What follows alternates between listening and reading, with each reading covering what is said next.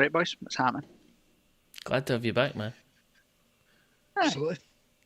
Glad to be back. I've got loads of anger to build up on my nice relaxing holiday because Hearts have been Hearts whilst I've been away, which is great to see. Gives us plenty of stuff to talk about. Mm-hmm.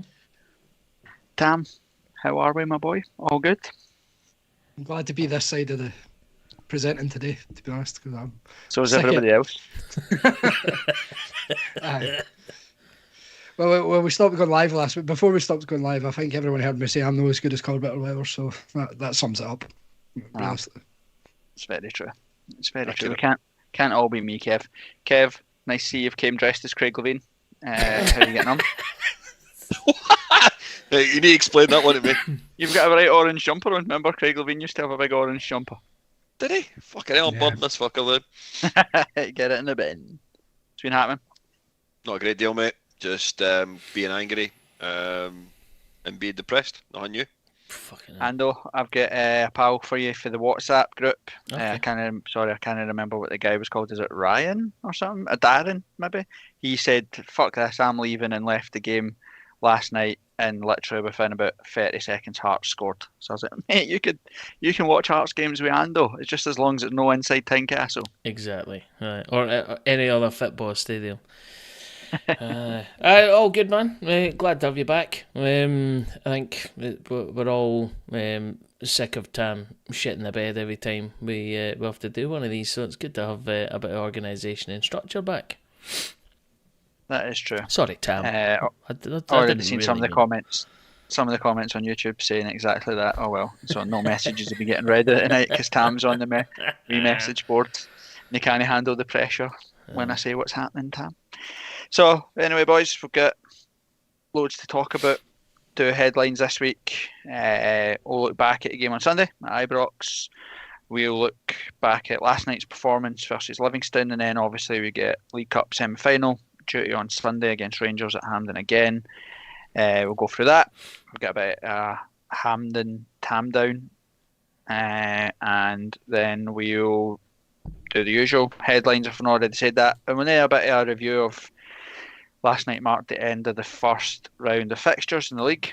The reason that we'll talk about it is obviously at the start of the season we made quite a big point about the fact that it's probably one of the easiest starts to a league campaign that we've had for a long, long time, in terms of we didn't play Celtic, Rangers or a derby until the last 3 or 4 matches of the fixtures, so gave us a good opportunity to try and establish yourself in the league. Obviously we know where we're at, so we'll discuss it, and then we'll look to the next 11 games for the next round of fixtures and see where we're at, and we'll just talk about all things Hearts, because obviously there's more bubbling away behind the scenes than there is normal as we sort of plod along aimlessly.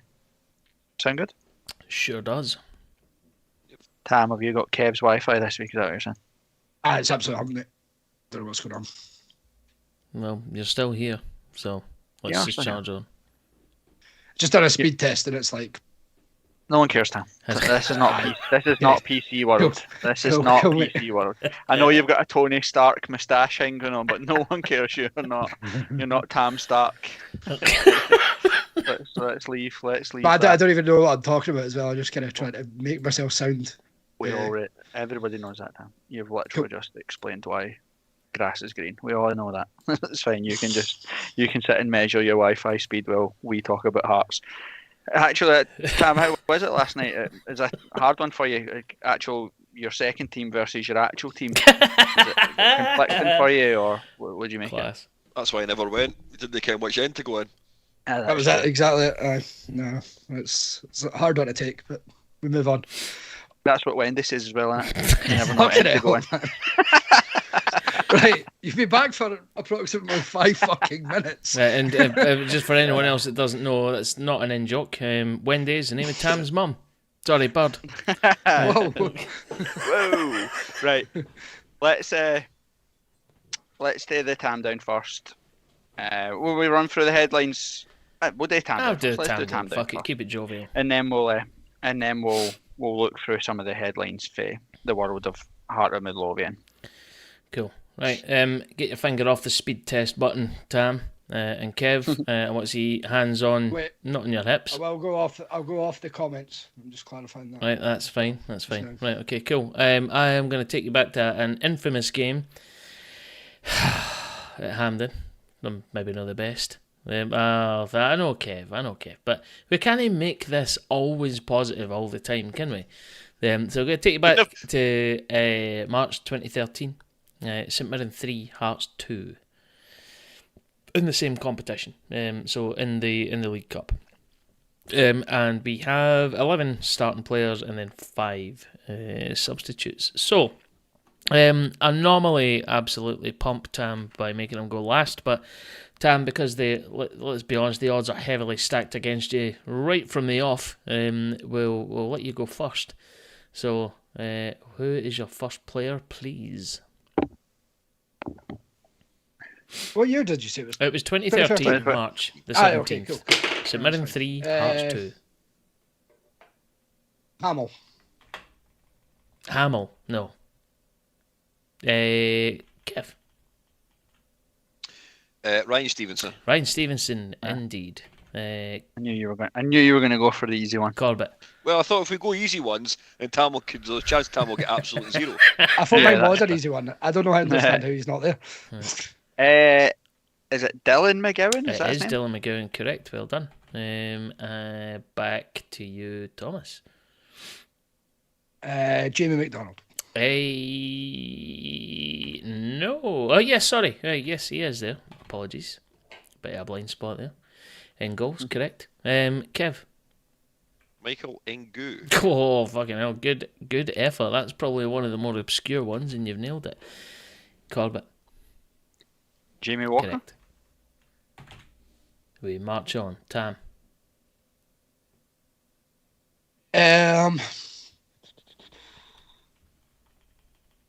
Sam Nicholson. Sam Nicholson, no, he wasn't involved. Kev. I have blocked this game out of my head, man. I can't think it at all. On the Suso Santana, no, he wasn't involved. Yeah. Corbett. Oh, he had gone by that. Danny Wilson. Danny Wilson is correct. Tam. Kev, can't see your hands.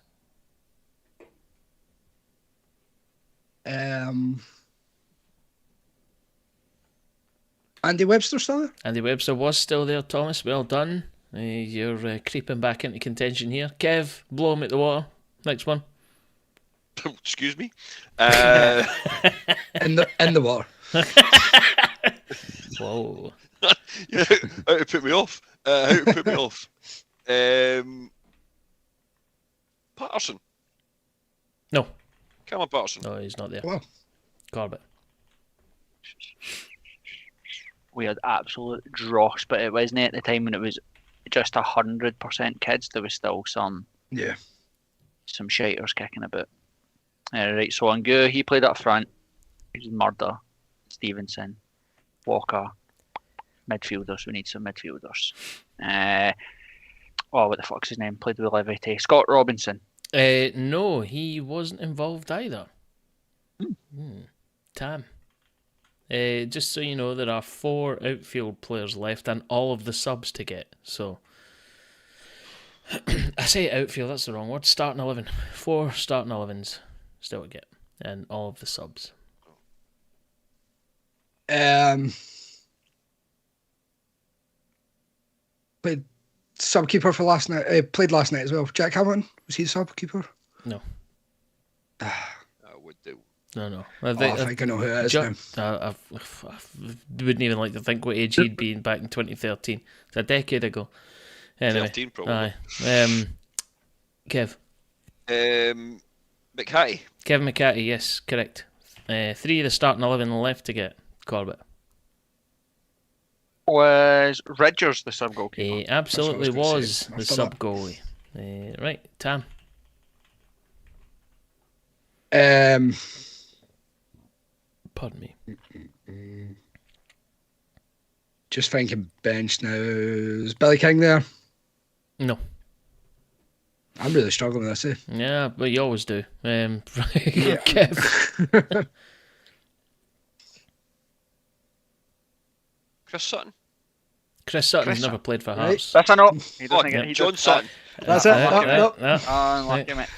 Corbett. Unlucky. John Sutton. Correct. Hey, well done. Yeah. I like it, man. Right. Keeping your Kev Like a going, lion in actually. the Serengeti, he's picked off the wee three-legged, crippled gazelle that was hanging around at the back for an easy meal. Well done. Was Darren Barr still at Hearts then? I can. Well, it's not your shot because you've just won a point. Kev can have the Chris Sutton one. I'll have Darren Barr if he was there. Yes, okay. Right. Well, it doesn't really change anything, but yes. Chris Sutton, well done. You get a point for that, Kev. Tam, back to you.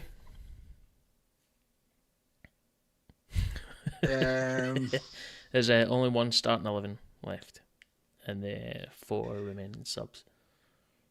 It was David Templeton. David Templeton. No, not in a country mile. Kev, back to you.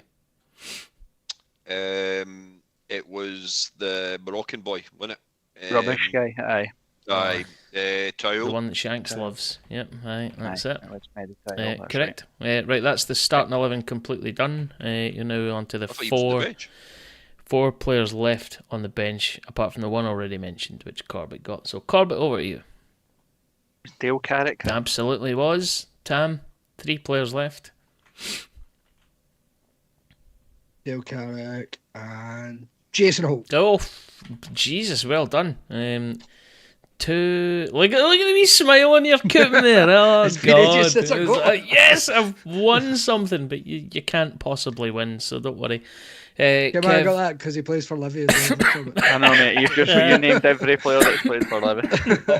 Christ, I went in the wrong hole. Pardon me. Well, that's what Wendy said. Hey! Hey, that's getting the new anti-Norma part. Oh, amazing. Right, Kev, 2 players left. On you go. I'm just thinking of the strip. The only person I can now see in the strip that was Brad Mackay.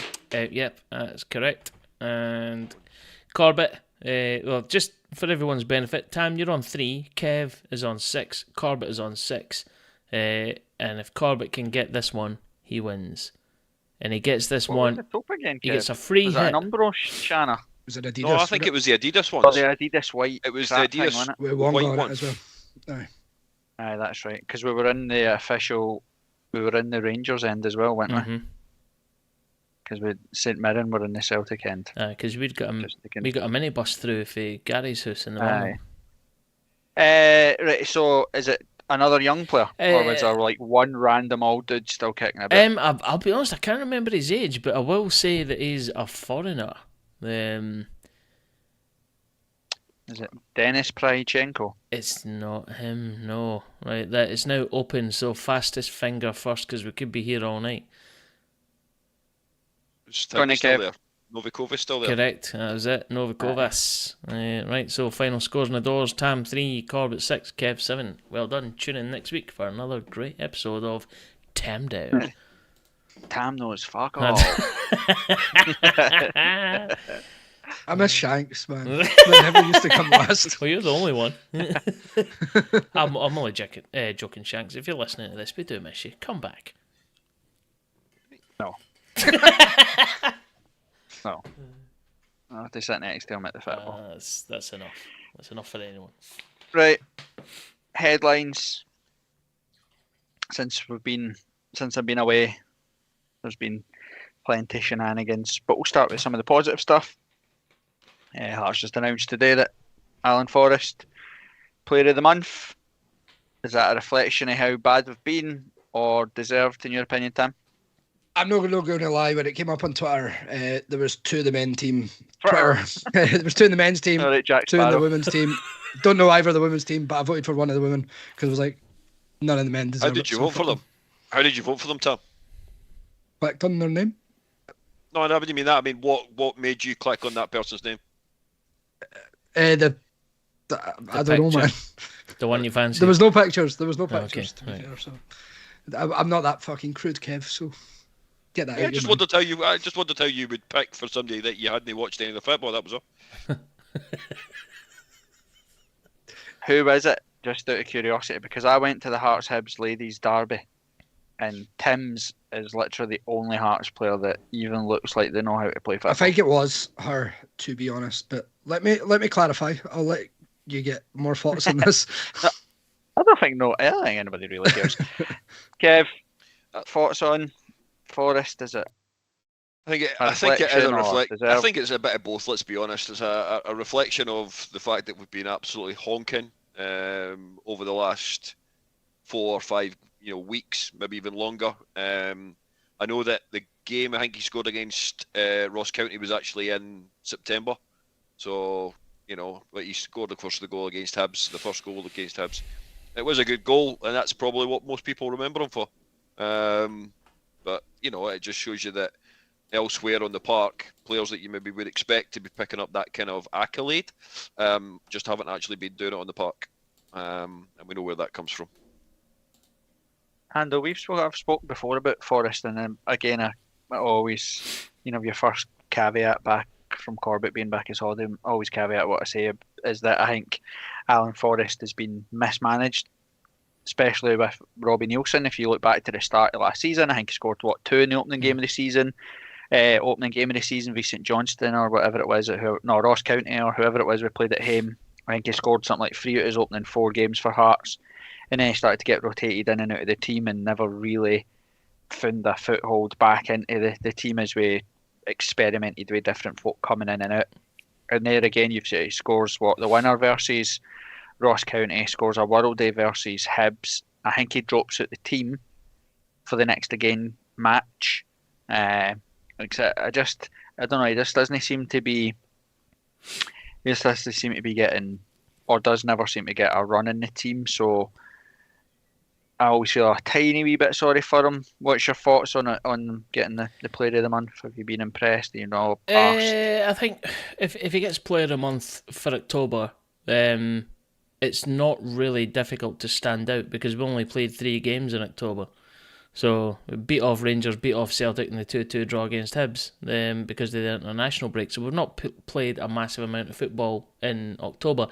The strength, I think, of his performance against Rangers and then that World Day that he scored against Hibs is enough to separate him from anyone else. If I'm being brutally honest, I think fair enough. It almost gets it by default because if you can tell me another player that played in those 3 matches that was better than him over the piece, then I'll gladly hear your case. But I think fair enough. But I do agree with you on your points that maybe an element of mismanagement and probably based on the signs of what player he could be. I think he probably deserves a little bit more time in the actual games. I think it's not a stat I have to hand, but I could probably dig it out. I think he doesn't have a lot of minutes in actual games, but if you look at his goal return, so he's got about 2,000 minutes across 60 matches, I think it is, for Hearts, versus Barry Mackay, for example, who has 6,500 minutes across 90 games. Forrest has got 7 goals, Mackay's got 6. That tells you everything you need to know. So, but again, they're 2 different pairs. It's apple and oranges. But you're right to bring it up. He's a player that actually, when he does get some minutes, he scores a goal here or there. I'm not saying he hugely impacts the match because last night, for example, I say he's 75% a brilliant player, but it's that last 25% that keeps him average. It's a final pass, it's the final cross, it's the shot, it's his final decision making or whatever. It just breaks down. It breaks down for him, and it's almost the opposite in Barry Mackay, where 75% of the time he's actually doing nothing. He's hiding, wandering, drifts in and out of the game. But it's that 25% where he switches on that he plays an unbelievable pass or can beat 2-3 players or he gets a cutback or something. It's that if we could get both of them and merge them together, we'd have a total superstar on our hands. But that's why we're Hearts, exactly. And you can't coach effort. Well, yes, you can, but it's like if you've got a decent underlying effort level, then the rest of it can all just be sort of coaching points and sort of make him add that little bit more finesse to make him a great player. Whereas if you can't be arsed and you're hanging about most of the time doing nothing, how do you light a fire under that player? It's easier to work with a player that already has a fire in them, and I think Alan Forrest has got that versus Barry Mackay, who doesn't he? Well, the saving grace, or my only saving grace for Barry Mackay is that we have to take what he said last year at face value because we've not seen him so much this season to disprove it. He was carrying an injury, he was carrying a knock. We seen the way Hearts played last year. He was asked to do a completely different role to the one he did in the previous season. So that there was loads of contributing factors as to why we've probably seen Barry Mackay's form drop off a cliff, but we've seen Hearts' form drop off a cliff since the semi-final versus Hibs 2 seasons ago, and no one's really hit the heights of where we were then. You look at Kingsley's never been the player that he's been since then, probably Cochrane to a certain extent as well. You're looking at Barry Mackay, you're looking at Liam Boyce, they were at the sort of top of their games, and Hearts were at the top of their game, and ever since then we've been on what feels like a bit of a decline. So I think fair enough, you're right. We spoke at the start of the season, we always said that October was going to be a pivotal month for Hearts, given that we only played 3 games in it. One of them was a derby and 2 was against the Old Firm. It was always going to be, how is the season going to pan out? And as you say, we come out in October and we didn't win a match. Pretty much sums up where we're at. Tam? Just the first question of the night for the YouTube. Graham's asked, does Forrest continue at wing back on Sunday for you? No, he doesn't. Rangers have unfortunately clicked into gear. We had an opportunity, as we'll discuss on Sunday, to derail a bit of the good news story around Rangers, just like we had an opportunity to derail the good news story that was building up at Hibs by not holding on to the 2-0 scoreline, etc. Their manager's won 1 match in the league since he's came in. If he'd lost to us, lost to Rangers, potentially then loses to Celtic, drops points at Ross County, you change someone's season, you change the complexion of the story. The new Rangers managers came in, he's wins a couple of games, but then loses in the league the day after Celtic drop points. To us, it changes the complexion of their season. They're back under pressure. It's must win, loads of pressure now. They've came back, they've got a boost, they've won that match, and they won 5-0 last night, and they'll win comfortably on Sunday, given the bigger pitch and where Hearts are. So absolutely not, he does not play wing back on Sunday, and I don't think he will. Anyway, cool. Talking of Sunday, Hampden, as it stands right now, I think we're about 3,000, maybe 2,500 tickets off selling our allocation of 18,000. We reckon, Tam, that we'll sell that between now and Sunday, or we handing tickets back to Rangers? I think we'll be handing tickets back, or they'll be sitting empty, either or. I'm sure they'll probably be able to sell them by now and then, unfortunately. Kev, this is what really it lets us down, doesn't it? We've shouted for the rooftops, but 7,000 fans on a waiting list. And as it stands right now, we've sold probably just the amount of season ticket holders that we've got in 15,500. Big clubs playing good, playing bad, playing indifferent, sell out their allocations at Hampden, don't they? Yeah, there's no getting away from that. There's enough people making comments and everything else about a 50-50 split. You can see that the right steps have been taken effectively, because had we had a 50-50 split, there'd been an awful lot of empty seats. And so from that point of view, it's disappointing to see. You do wonder, as you've said before, 7,500 people sitting on a waiting list. Why have none of them came forward effectively to try and pick up a ticket for Sunday's game? Maybe that people don't want to travel to Glasgow, but let's be honest, it is, for a majority of people, appreciate Ando's and a number of others do travel a lot further. It is only an hour along the road. Aye, and Ando, I think it's all going to be a big and a tough enough challenge. I think that we've spoke before, we've heard Paul Hartley in the 06 side talk about walking out of Hampden for the semi versus Hibs and looking at the Hearts end, packed to the rafters 15 minutes before kick-off, and looking over at the Hibs end and seeing it empty They spoke about that in the semi-final versus Hibs the season before as well, coming up to Hampden, full hearts and tifo, and looking over to their side, and 2/4 of the stand that they had is full, the rest is empty. It's a massive boost. Rangers, so their allocation no bother. We've never beat Rangers at Hampden. I don't think. I think by memory, I think we've only even scored 2 goals playing against Rangers at Hampden. John Cahoon's consolation in the 5-1, and I think we might have get beat 3-1 in like 1976 or something daft like that, where we've scored. So it's an uphill task without them having the advantage in terms of they've got their own end, they've got their own changing room, and they're going to have a solid crowd. Definitely. I think you just think about like going back to that game against Hibs, the one that you referenced where Paul Hartley spoke about it, right? So you were riding almost the crest of a wave at that point. Like the team was good, playing well, the results behind you. You go into that game with the chest puffed out and the chin up high. It could have been so different if we'd had a better start to the season, and had even more recently. You imagine for just 1 second, right, that we'd beaten Hibs, seen out the 2-0 victory, we'd gotten a result against Celtic and Rangers. It would be a completely different story. I think, yes, that allocation sells out. People go through there brimming with confidence. But this, unfortunately, because of where we find ourselves, is just... I mean, it's easy to do. Times are hard, like, existentially, I suppose, just now. Like, you've got the... like, without going into the cost of living crisis and all that sort of stuff, spending that amount of money to get to Hampden to watch a team that is probably not going to win is a decision that, for a lot of people, is going to make itself. If, however, we had been a little bit better, had a better start to the season, and were up, maybe between Celtic and Rangers at this point, I reckon you would absolutely sell out your allocation at hand, and people would just find a reason to go and to make it work. Whereas I think just now, it's very easy to say, nah, I'm not going to bother, I'll just watch it on the telly.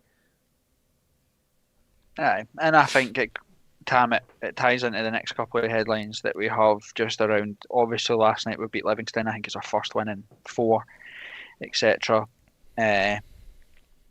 But obviously, the mood around the club has been one of frustration building.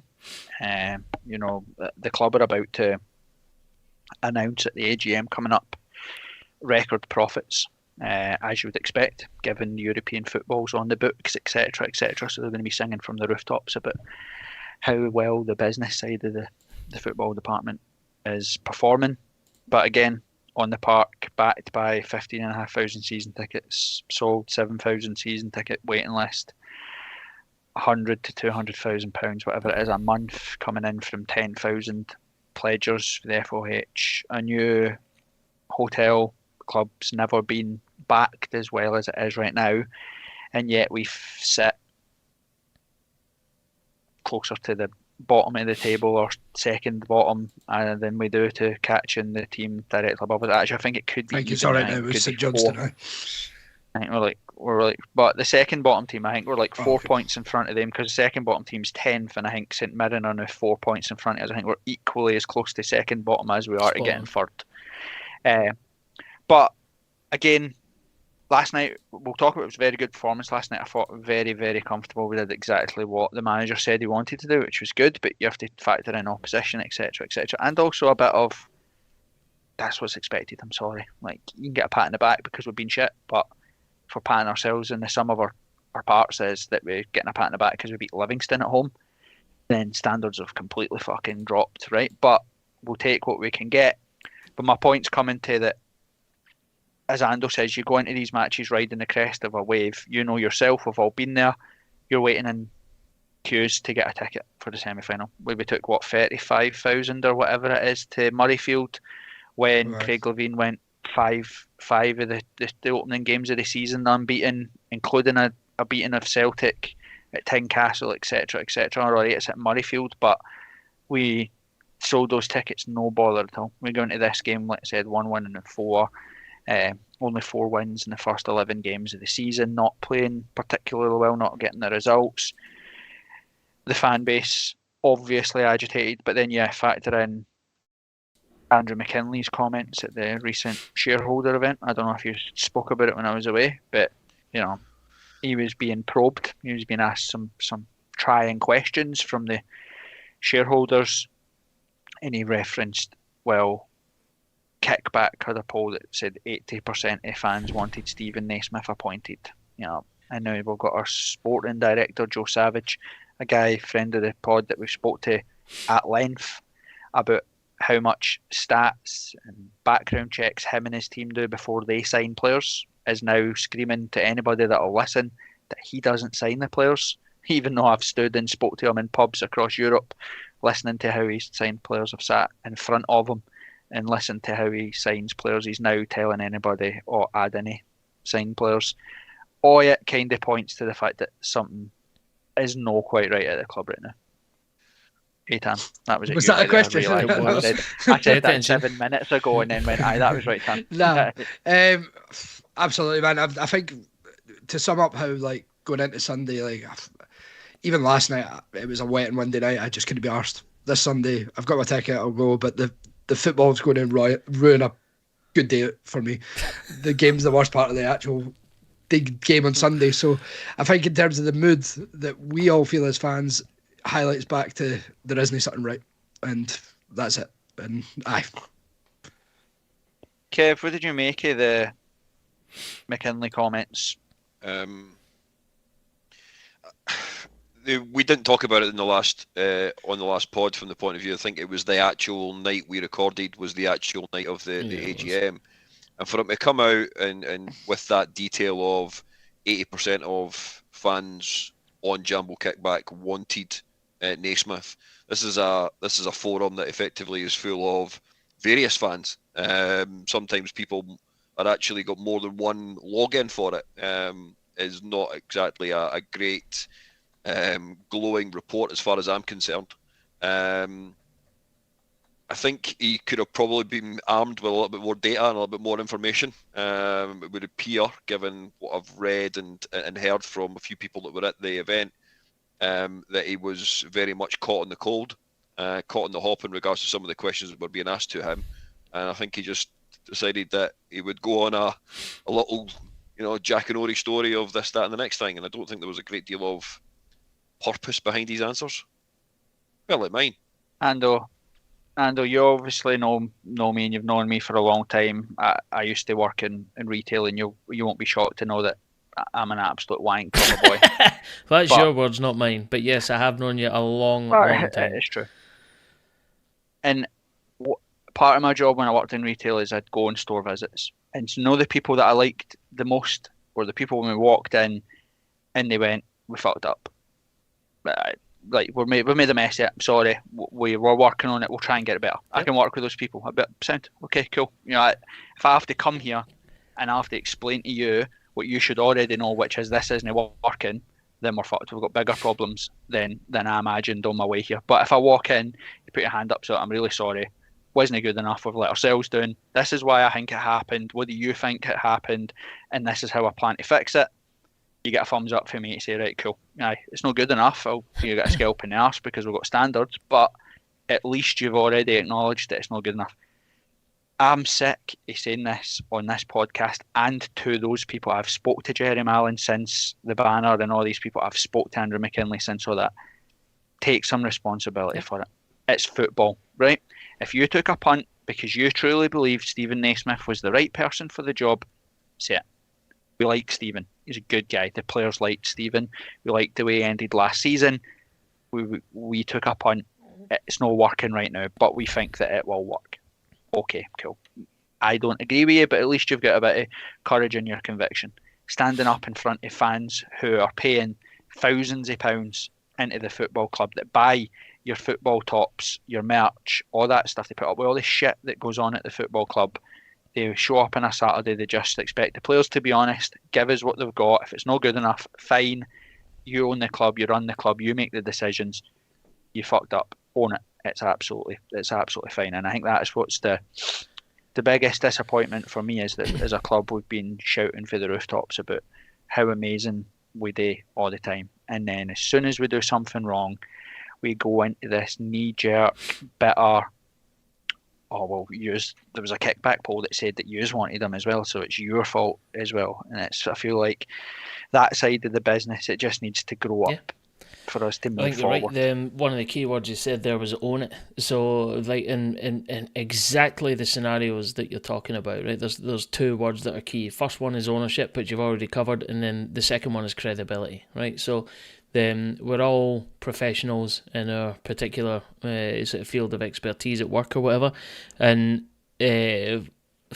without boring you to death with the details of my job, if I have to on a Friday go and stand tall before the man, and I don't know my shit inside and out, then that doesn't give my superiors credibility in what I'm saying. And if I've done something wrong, or if I haven't delivered against something that I said I'm gonna, then I need to own that. Now, in a professional capacity, that's something that I have to think about, and we all have to think about day in, day out. Otherwise, you're just a lamb to the slaughter, right? So, ownership and credibility. That's the two key words.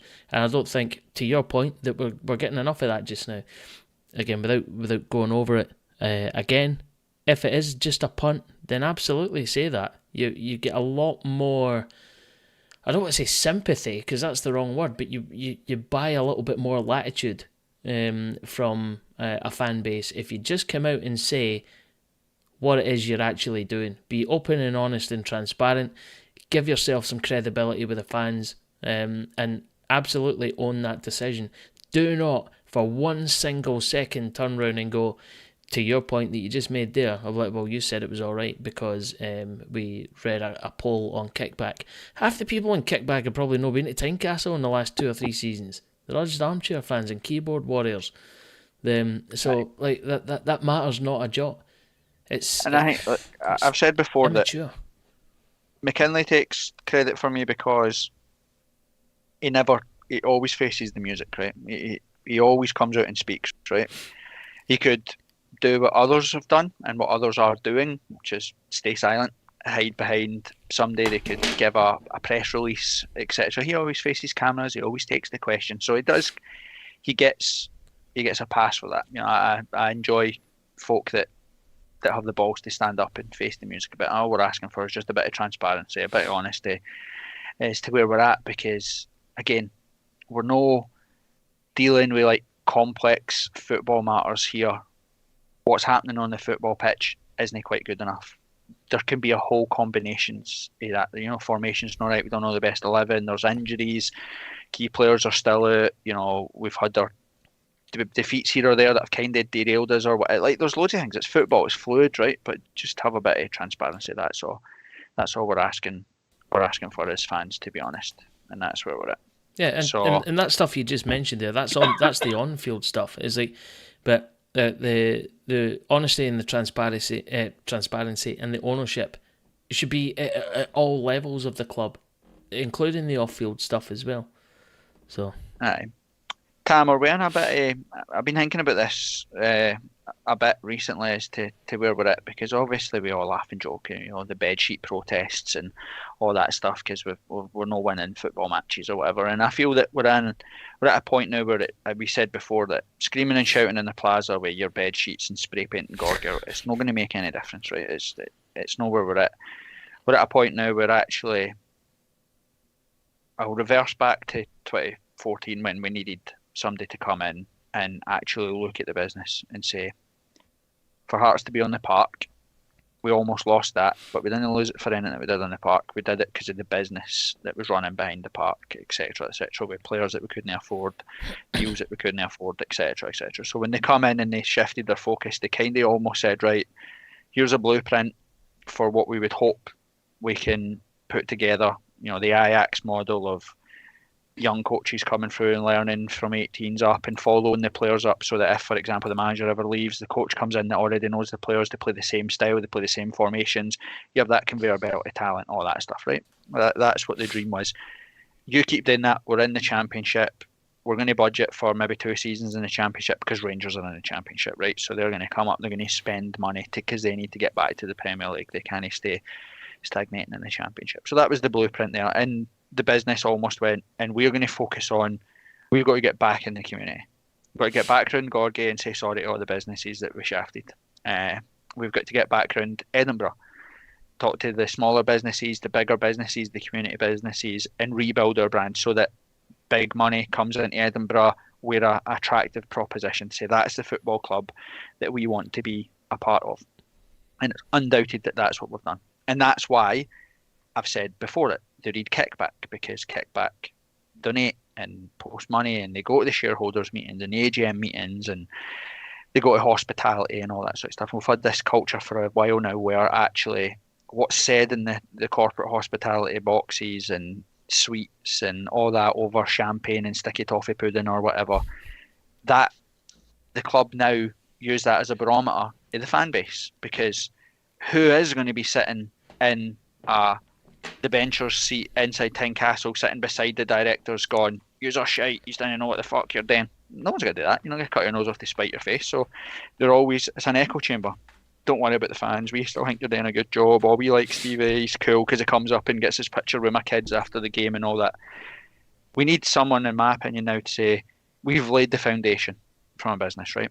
The business side of it is running and it's fine. It's where it needs to be.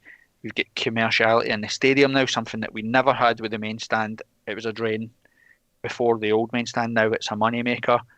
We've got a good marketing team that are generating money in and all that sort of stuff. We now need somebody to come in and say, what you've done is built an unbelievable kiosk stand at the cinema, but you've got shite on the TV.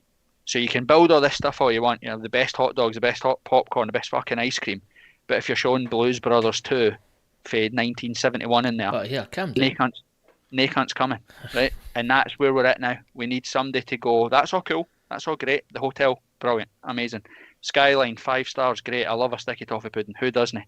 But see Callum Ninehoff, he's shite, he's no good enough, right? So we need to get better. And Stephen Naismith, he's no good enough manager. We need somebody to come in and refocus the priorities of the football club, in my opinion. What do you think? I actually agree, and to be honest with you, I don't see why that aspect of it can't be the owners through the Foundation of Hearts. You've sat down and spoke to all their nominees last year. They're all business people. They're all business minded.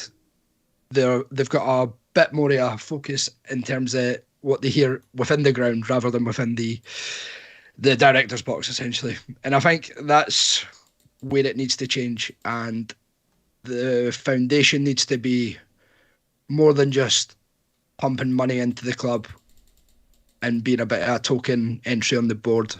I think there's no other club in the UK that has owners that aren't involved in making the decisions. And I feel that's where that needs to change. And I'm not saying for 1 minute we're talking the 4 of us pick the team, the 4 of us pick the manager. I'm talking a nominated, voted in board that everyone agrees on. And that's the only way it's going to work. And I think that you're right. What I'd like to see from the Foundation of Hearts seem to always get away scot-free in all these conversations. You know, Anne Budge carries a lot of flack for all this stuff, and she's a target of many of my tirades, etc., etc. And same with Andrew McKinley, etc.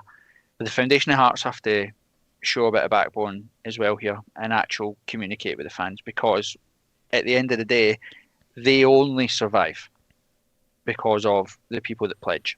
You know, if people stop pledging, then we're in trouble. We're in real trouble, right? And we're at a point now where I've told you, I'll go back to my retail days, right? I worked for Levi's, which was iconic jeans, right?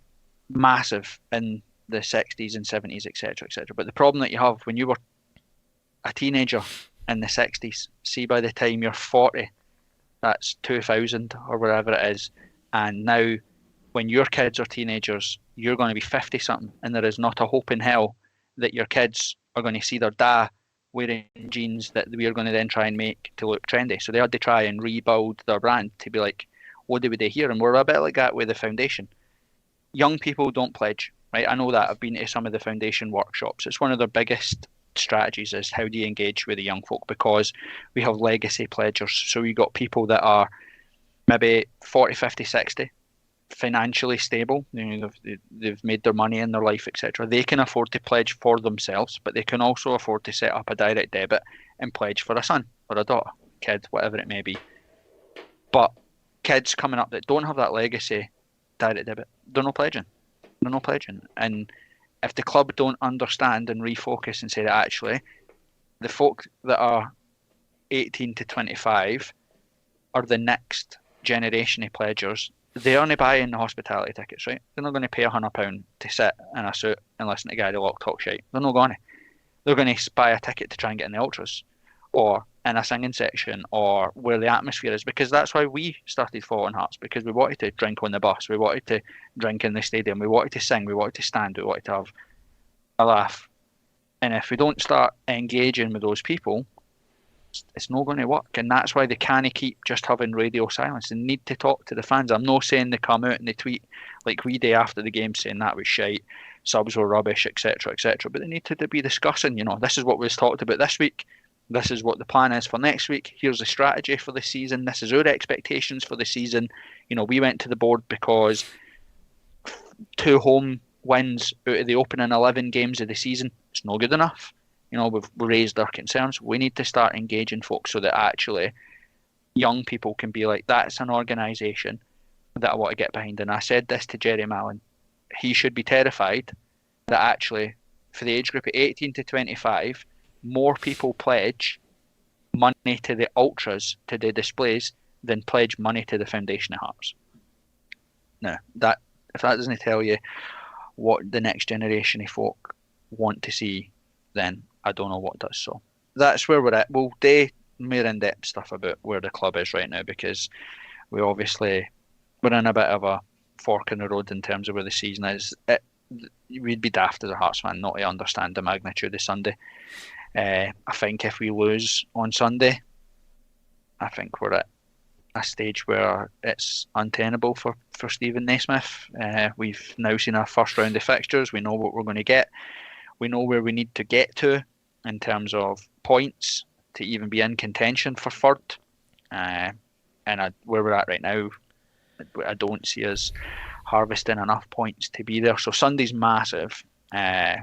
So we'll focus on Sunday, and then we'll see where we're at after that. We'll obviously have a podcast next week where we can dive into some of the more detail as to what's happening at the club.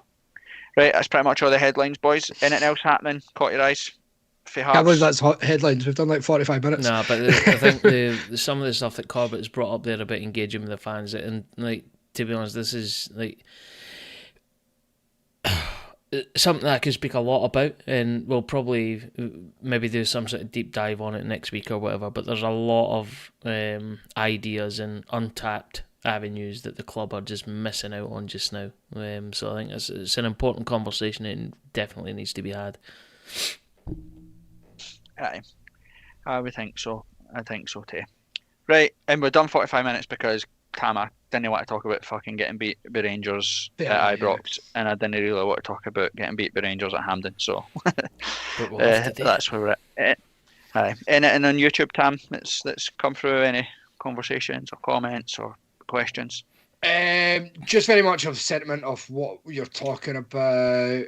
Matthew Harrell makes a good point. The Foundation of Hearts works more like a community council than a group that has 8,000 members, which, when you put it in perspective of the members, I feel that is a valid point. The Source Network said quite a few things as well. First comment he put in was K-Toy, actually, so I thought you'd appreciate that. But yeah, every time he comments, read that out, K-Toy, mate.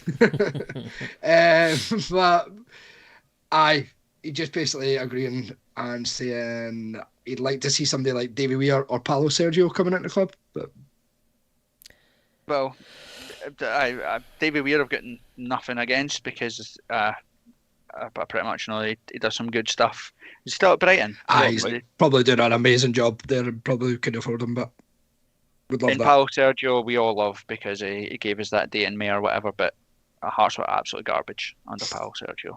But Hearts are garbage right now, so it's like still getting kicked in the balls, in it. Do you want absolute toad in the balls or just a wee tingle? It's it's whatever one you're in for. Do we have to talk about Sunday losing to Rangers? I don't really want to, if I'm being honest with you. Talk about the first half if you want, and then just not saying anything about the second, because we were actually pretty decent. No, you can't do that. Let's just gloss over it. It's one of those ones. It was a typical typical performance from Hearts in recent living memory. In Glasgow, line drawn, move on. There we go. The biggest. I don't think it was in the first half, though. I genuinely don't. See, that was the problem, right? The biggest issue about the whole game on Sunday was the fact that we went into the game with no expectation. After the first 45 minutes, you've got expectation. Then, of course, we changed the game plan and set with like a bank of 5 and a bank of 4. And then, from that point of view, we lost what we thought we might have had. And I think that's just typical Hearts fans. No, someone put in the comments I seen on YouTube earlier saying something like, I'd rather we get beat 8-1 or something on Sunday. And I was the exact same.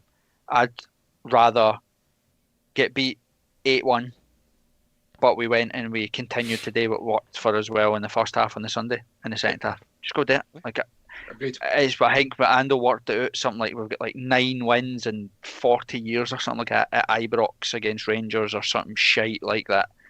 We know we're not going to win.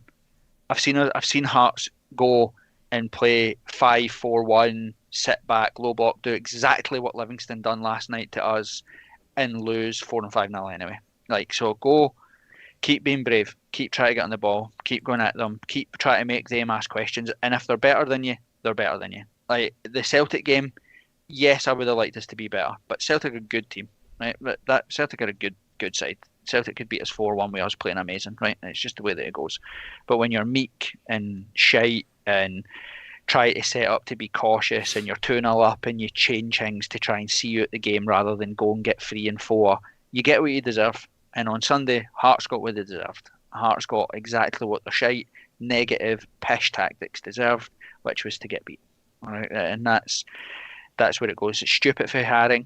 No idea what he's thinking. No idea what's going through his head. You're at Ibrox. There's minutes remaining. They're losing, and you give them any opportunity to give a decision. They'll give it. You know, we played 9 fucking minutes of injury time. Like, we'd still be there now playing if we were still 1-0 up. Do you know what I mean? We'd play until they scored, equalised, or there is no way that they could have lost back-to-back home games against Aberdeen and Hearts, right? So, aye. Go be brave. Same on Sunday. Go be brave. I don't want to watch Hearts play 5 at the back and try and hold out, because Rangers will play in the front foot. Rangers will play their game. We just have to go and see. If you score 1, we'll try score 2 and see where we can get to. I'd rather that we did that than try to be cautious and shit. So see that, like that boy, is it Ridvan, whatever his name is, right? The boy at the back, he's absolutely terrible, right? And you look at the goal that was scored. All it needs is balls into that area, right? And if you deliver enough balls into that area, Shanklin's just going to bully him, as we've seen in the early parts of the game on Saturday, right? It's absolute nonsense. He's absolutely crap, and it's about seeing that weakness and exploiting it. But you can't really do that if you've got 11 maroon jerseys behind the ball. Aye. So Sunday's what it is. It is what it is. So unfortunately, Rangers have clicked into gear, and I don't really think anything that we do on Sunday's going to matter. I think if Rangers show up, Rangers will win. It's just, unfortunately, it's that simple. Because they had a manager who isn't performing, results weren't what they wanted, and they changed it. They said, no, this isn't acceptable. You need to go salvage what's left of the season, and they went and made a decision. They went and made a choice, and now it seems to be bearing results. It's bearing the fruit. Imagine having that conviction. Exactly. Exactly. What was I going to say? Something else. Tam, randomly about last night. Did Lowry play 90 minutes? He did, aye. He played the full game. I'm assuming it's because he played on Sunday or this Sunday. He did, but he got taken off with a head knock in injury time. So, but yeah, 90 minutes.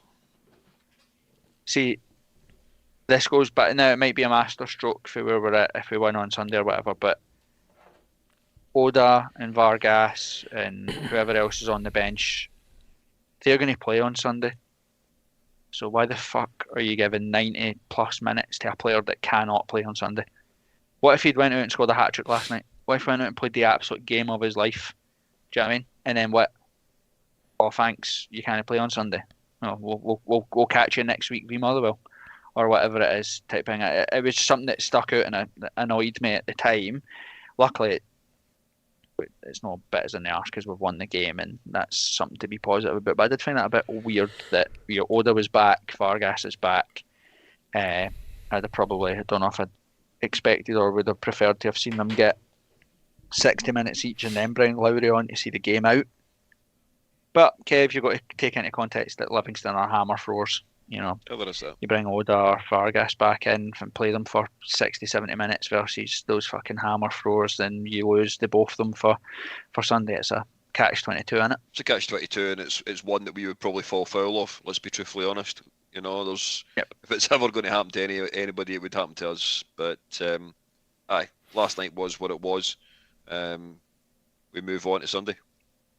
Well, let's talk about last night, because I actually think that there was loads of positives in the game last night. I didn't watch the game last night. I just came back from America, so I've had about 4 hours sleep since Monday. I'm knackered with jet lag, so I never went to the game. But I watched it on Hearts TV, and I thought Kevin, you were there for it, so I actually thought it played really, really well. It's the most convincing and comfortable, one-sided 1-0 that I've probably seen for a long, long time. I mean, if you look at stats, and there's a lot of people at the club that do look at stats, from that point of view, I think we ended up the game with about 75% possession. Higher than that. I think it was near 80, wasn't it? Was it? Mental. 20 plus goal attempts, double figures for actually on target. But I must say that for all of that, I sometimes also felt that it was always going to finish 0-0. We didn't, Shankland hits the crossbar and Kingsley has a nice shot, but again, why are you playing? And I know this will upset you, but we played a left back at right back. I know that'll piss you right off, but for that point of view, it was just a bit strange. And I didn't feel that we were ever going to score, if I'm being truthfully honest. I didn't feel we had that in us. Everything that Jack Hamilton did want to probably keep a clean sheet. But we should be doing better with that. We should be creating a hell of a lot more. But it's 3 points. It is 3 points, and I think you have to look at the positives as to where we're at. Is that's kind of been Hearts for the past 18 months. Brilliant up to a certain point, and then you're looking for a Gino to score a worldie, or you're looking for Shankland to do something off a scrap or here, there, or something, and it's kind of fell down. It feels like I watch us pre-match with our warm-ups. We do that pass, get to the byline, cut it back, and you go front post, I go back post, and then do none of that in the game. None of it. We never ever see any of that stuff, and it's funny to see that actually the goal last night comes from that exact thing. Yeah, George Grant picking the ball up, putting the ball in a danger area, and saying to somebody, "Go get it." Like, that's where you should be. If Vargas isn't there, then George Grant's got every right to be screaming to say, "What the fuck are you doing? Where are you?" I've put it in front of the goalkeeper where it's no alright for him to come, and the defenders, it's behind our back, and it's a perfect ball, and luckily Vargas is there. So I think that the positives, Kev, was that we never stopped last night. At 0-0 at half time, you're thinking, we've been here before with Livingston. They're not coming out today anything other than what they did in the first 45, so we're going to have to be very patient here. And the players that have been guilty of getting their head down in tools, chucking it, whatever you want to call it, they kept at it, I felt, last night. So I think that Hearts deserve big credit for how they played. They kept going. As you rightly say, Livingston turned up. They had at one point a back six, looking for any time the ball went out, they looked to waste as much time as possible. I think there was actually twice last night that the referee actually changed the decision in regards to a throw-in because of time wasting, which I think I've ever seen before from any team. Keeper was taking as long over free kicks and by kicks as he could, just to try and get a point and get back along the M8. That's how it felt. But we did. We kept picking away. We tried to have clever balls. Sometimes it came off, sometimes it didn't. But the fact that they continued to actually keep driving forward was at least a positive to take from it. And I think I slightly disagree with what you were saying there, but I understand with the overall point that you're making about the taking so long with the throw-ins and goal kicks and by kicks and free kicks and all that.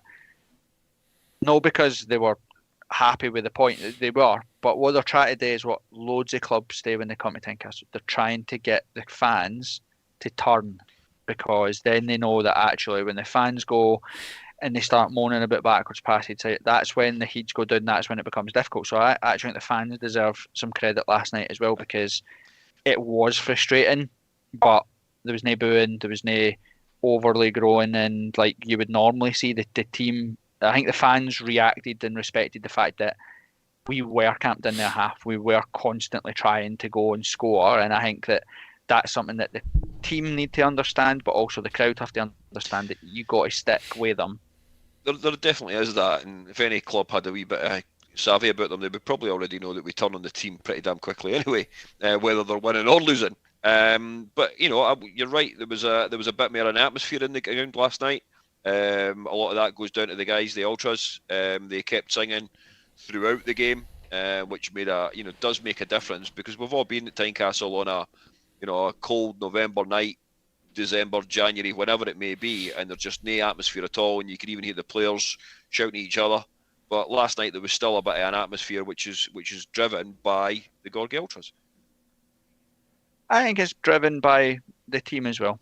We've always said it. You look back to the best atmospheres that we've had at Tynecastle, they all correspond to the team having a go. I look back to one of the best atmospheres that we've had was Partick Thistle away in the 10-point deduction season. You're playing with kids, but the kids are giving you absolutely everything that they've got. You can just tell that they're not good enough. They're kids, but they're trying everything. Like, they gave you 100%, etc. And the stand was bouncing. I look back to the St Mirren in the Cup on the Friday night, 2-0 up, goes back to 2 each, you win at 4-2. Like, the atmosphere was brilliant because the team never stopped, didn't put their head down, they just kept doing what they wanted to do. And I think it's cyclical, it's important to where we are. Ando, you got any players last night that caught your eye that you thought had good games that you want to call out? Difficult, I suppose. I'll be honest, I had one eye on it, but I don't think it can be understated that Vargas, when he came on, obviously finally got his goal. Contributed well when he came on, I thought. Similar, I could say, of Forrest, while without over elaborating the point we've already made, or that someone's already made about. He's about 75% of the way to be a brilliant player. I think there's more people stood out for me in frustration in terms of brilliance. Liam Boyce being one of them. I think he's on struggle street now. And it's I feel for him. It's a difficult situation, but if I had to single out someone for I suppose greatness, it would be Vargas or Forrest for me. Tam, I thought Shankland had a good game last night as well. Seems to be in the last few matches glimpses of what we love about Shankland. He's been a lot more busier, a lot more engaged. Very unlucky last night. He must have had at least 12 of the shots that we had, and there's the one in the first half where the defender gets his head on it. That's top bins. He's unlucky. Very difficult finish. When you actually see it from behind the goal, one there hits the bar. He's tried to place that. He's tried to place that top bags, and that's an unbelievable finish. Like, the awareness to actually not just try and get it on target, not just try and make connection. He's actually tried to place it top bins. It's a ball here away from being an unbelievable finish. So I thought Shankland was pretty impressive last night. Yeah, I thought he was the best player in the park. It was the same on Thursday, Sunday, first half. Second half he was by himself with no one around him, so it was difficult. But first half he was all over the place, the clearance off the line, and then last night he's brought that in again, and it helped. Another player I thought I would point out, and I seen him get a wee bit of stick on Twitter, which I don't really understand, but Benny coming back in, looks better game by game, constantly looking at. He's the best passer we've got in midfield. Anyway, I know he's a bit slow on the ball, and he's not always the front foot pass, but keeping the ball and moving, retaining the possession, he's great. Confidence thing with him though, isn't it? It's but he got rushed back far too early. Took a bit of a knock in one of the Euro games, and then that just set him back no end. And obviously we know his situation, like with regards to medical treatment and all that sort of stuff. But I totally agree with you. I think the more game time he gets where it's a positive result, he'll only just grow into being getting back to his former glory almost. I think John said on the community WhatsApp thing yesterday as well, is one with that type of injury, it can take someone as long as they were out to get back to where they were, etc. Because it's not just the physical injury that you're overcoming; it's the mindset 100%, as well. If you have the ACLs and stuff, it gets you back up. So I think, like I say, I don't want to be a negative Nelly, but it is Livingston at Tynecastle. I don't think they've ever beat us at Tynecastle in our history, touch wood. So I expect us to win. But it was good to see. It was good to see a reaction. Stephen A. Smith has spoke shite in the press for a while. He actually bores me to tears listening to him. But I actually quite liked his interview before the game last night. It was bullish. He spoke about being brave. He talked about getting fast starts, getting on the ball. He can handle the pressure, can the players, and all that. And I liked it. And that we could be sitting here talking about we won 5-0 last night, and Livingston wouldn't be able to argue we wouldn't have batted an eyelid, because we genuinely, it was 1-0, but it was 1-0 going on 4 or 5. We absolutely hammered Livingston last night. I don't even think they registered a shot on target, and I don't even think they expressed any attacking intent until like the last 2 minutes of the game or something. So very impressive victory given the noise that was building. So fair play to the team for getting it done. Fair play to the management team as well for managing to get their finger out the arse. Chris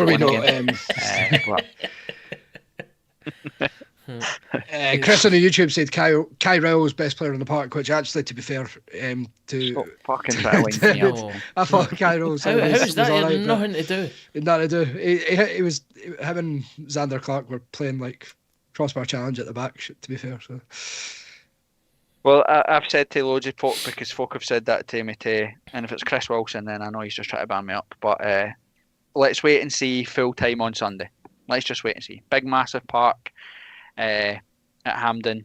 We'll play free at the back, because I know that's what we'll do. We'll play 2 wing backs. Let's see how he copes with Danilo, Dessers, Lammers, etc., on a big park at Hampden.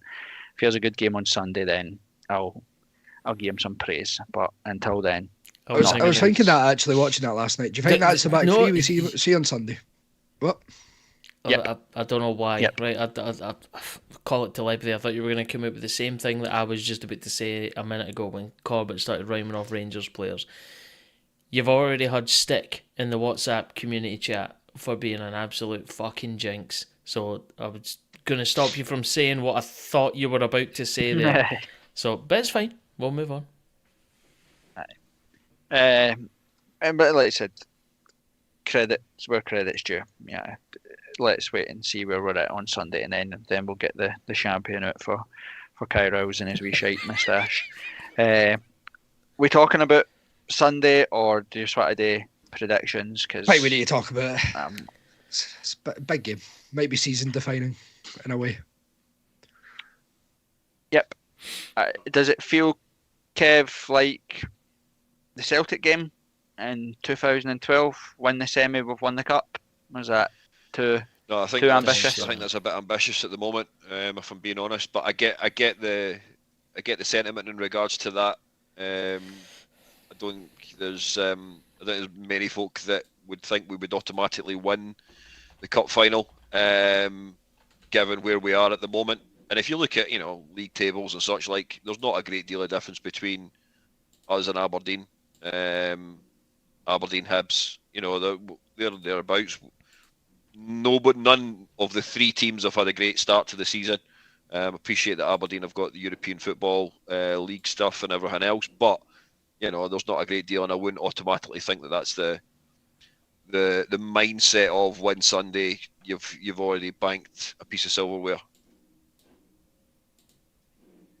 I think the Aberdeen situation, I'm not going to lie, it's annoyed me. 100%. Aberdeen are absolute dire. And by the time we finish on Sunday, we'll be sitting behind them in the league, which is crazy. No, they're not we won't, because they're not playing. We're sitting behind them in the league anyway. They're playing Hibs. No, we're in front of them in the league. There's only St Mirren, Rangers, Celtic on top of it. I thought they were a point behind us. No, they're only a point behind us, and they got a game in hand or whatever, which is absolutely crazy because they're absolute dog shit. Hibs again. I don't know if it's just because I'm such a bitter bastard, Probably. but I don't understand why they feature in conversations. Hibs are what I just don't see them being there or thereabouts when it comes to a challenge for third. I think St Mirren will be a better prospect. Motherwell will be a better prospect than Hibs, if I'm being honest, based on what I've seen. Well, they're in free fall, Motherwell. Up until 2 or 3 weeks ago, I maybe would have agreed with you, but they've been a bit in free fall. But Andrew, what's your thoughts for Sunday? Where do you see the game being won and lost from a Hearts perspective? God, it's going to be lost in the PowerPoint presentation that the management team put before the players on Sunday as part of the pack. I think it all comes down to attitude. For me, I think Rangers just now, they're not a great team. They really aren't. I'm not going to mention any names because again I'll do the whole Tam thing of jinxing it. But I don't think they're a massively brilliant team just now. If you go out there with the right application and the right attitude, I think man for man we can probably win battles in every single position. But it depends how we set up, and it depends on the attitude of the players on the day. I think for me, and genuinely, I think it's a coin flip game. We could roll out comfortable 2-0 winners, or we could get absolutely scudded 5-0. It's one of those. I can't call it. I genuinely can't call it. There's too much inconsistency in the team and the performances recently for me to be able to nail it down. Now that seems like a lazy answer, but that's the truth. No, I am equally. When it comes to Hearts, I kind of know fine well how we'll set up, how we'll play. We'll play 3 at the back. We'll 5 at the back because we'll play 2 wing backs. That it'll be defensive. It won't be Alan Forrest. It'll be like Ofaya and Cochrane, or it'll be Sibic and Cochrane, etc. I just think Rangers exactly what we knew would happen. We said it. I've said it loads and loads. You get small opportunities when it comes to Celtic and Rangers to impact their seasons and derail them and get one up on them, etc., and that's gone. That's gone. I don't see Rangers losing on Sunday.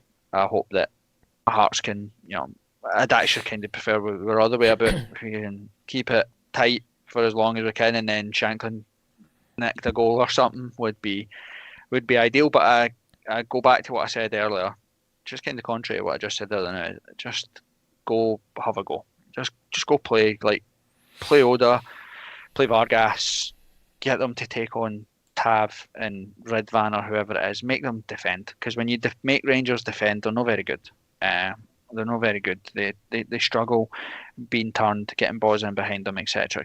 So go try and make them defend, and then hope that our dodgy defence can repel the front line. But it's all very well saying that. You imagine we turn up with that application and attitude, like I just spoke about. You turn up, you maybe get 1 goal early doors like we did on Sunday. You manage to sneak another one, and before you know it, half time we're 2-0 up. You come out at half time and you go, oh shit, we might be having a chance of winning this. We need to protect what we've got. And you sit back and you do exactly the same thing as what happened on Sunday, and it's wave after wave of blue jerseys coming at you. That's it, it's gone. Well, I just hope we can get a shot on target. I still never get over or forgive Hearts for having 120 minutes versus Rangers in the Scottish Cup final and not even mustering a shot on target. So if we can get that, that'll be better. Right. Anything on YouTube, Tim? You've read it. I actually have a question for you though. Go. So you said Vargas, Oda, and then we've decided it'll play back 3. I'm guessing it would be like 3-4-3 type thing. Is that what you're thinking? Or how do you think we'll actually line up? we'll play 3-5-2. Yeah, with Argus and Shankland probably. Aye, probably. Something like that. Maybe even Oda. It might be Oda and Shankland, or it could Boyce and Shankland, maybe. That scares me in the big pitch, but I think pace with Shankland probably will be the one. You've just got to, like you said, you're 180 minutes away from a trophy. This is we tell players that we sell them the dream of, walk Gondon Gorgon open top bus with hundreds of thousands of fans on the streets, etc., etc. You don't get that opportunity all the time. You put yourself in an unbelievable position if you can go do it on Sunday. It's 90 minutes. Get everything that you've got. Try and play to your potential and see what happens. You just want Rangers to have at least felt like they're in a game. Again, we'll also know who we play in the final. We could have Hibs waiting for us. So it could be like Celtic game. It's extra motivation that Hibs, it's the Edinburgh Derby in the final. And again, it's that annoying thing where actually, if you want to stop Hibs winning the trophy and winning the cup, then the best way to do it is to stop them yourself. So you have to take that into your own hand, or your roulette wheel that actually Hibs. And to be honest, it'll be equally as stinking if Aberdeen win the League Cup, given the fact that we only won, and that we only won that for 60 years. So, right, prediction time. Tam, give your score prediction. Same on YouTube, actually. Give your score predictions too. Right, go Tam. Give your score prediction for Sunday. 3-0.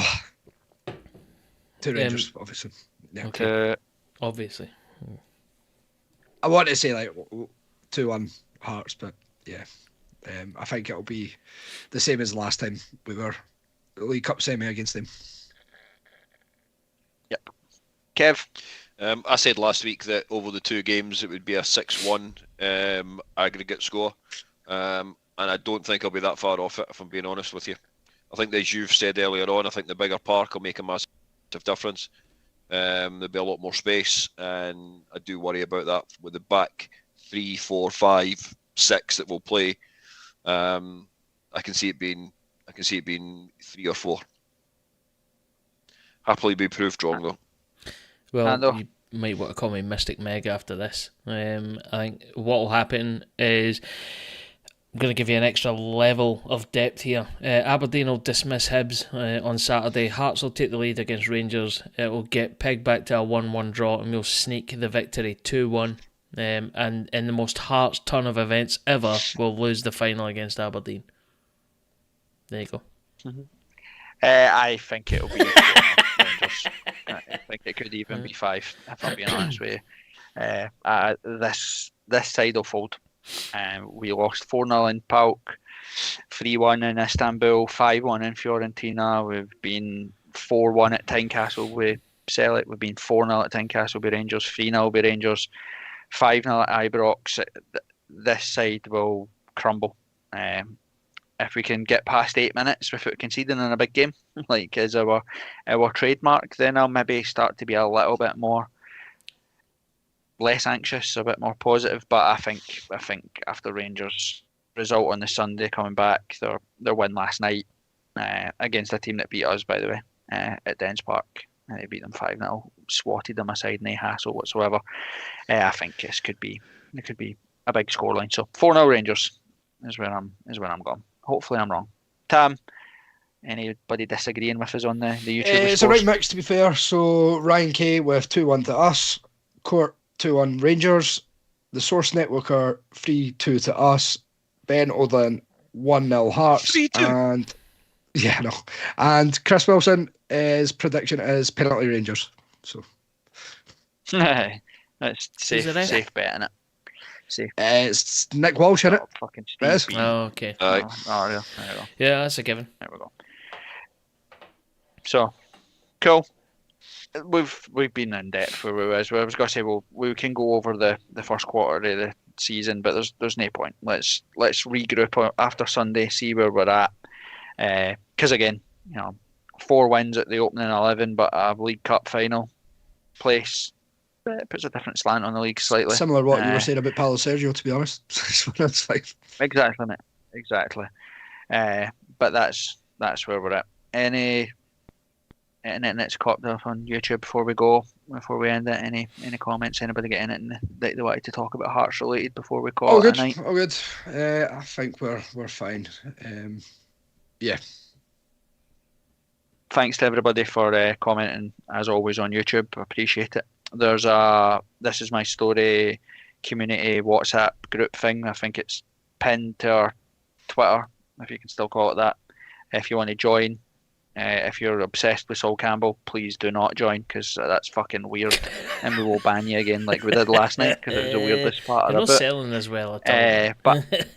But if you want to join it, get involved. Like I said, we talk shit every single day, so you don't have to wait for the podcast. I'm going to chime in with the one thing that might get us a bump in subscriber numbers is not subscriber numbers, but the fact that Corbett is off X or Twitter or whatever the fuck it's called now. The only place you'll get unfiltered, unadulterated Corbett content is on that WhatsApp community. So yes, check it out. It's pinned to all of the socials. Apart from Shanks, I think he's apart from, what do you call it, Instagram, because Shanks has got the keys for that and hasn't given them out to anybody. So check it out on Twitter or X, get involved, and come along for a laugh. I like how you say he's not involved. You can see my horrible shoes. I like how you say he's not involved, because the good tweets come for Corbett via me. That he says, tweet this now. By proxy. You're like my PA, so it means that if it ever gets back to the club and the club say, what you saying this for? I said, it was Tam. I didn't even have Twitter. I've not even got Twitter. It was Tam that said that. Or if you send us a DM on Twitter, she's saying she can't get into the WhatsApp group. There's a way we can invite you via that, and we'll get you in. Right, you can sort that out then, Tim. Right, troops. Good to see you. It's good to be back. Let's hope that we are made to look like total dickheads come full time on Sunday, or at least me. And we have 2 trips to Hampden this season. All right, boys. Cheers. Catch you later. Bye. See you all later. Gorgero.